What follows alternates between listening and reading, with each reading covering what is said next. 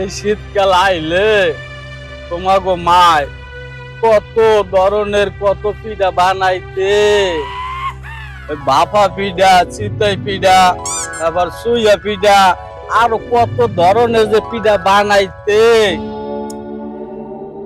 এর থেকে বড় কথা, এই শীতকাল আইলে তোমাগো মা আর মই এক বালিশে মাথা রেখা কত ঘুমাইছি।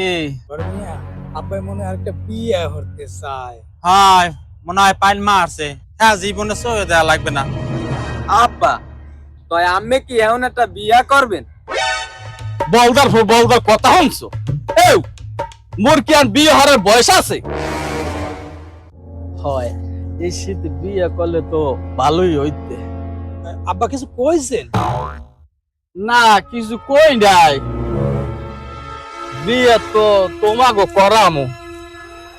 আল্লাহর নাম লইয়া গাগতরে মাশাআল্লাহ দাঙ্গু রইছো।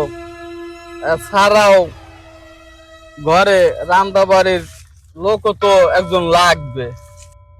আহারে, তোমাকে মায় বাচ্চা থাকলে এই চিন্তা কি মোর করা লাগবে?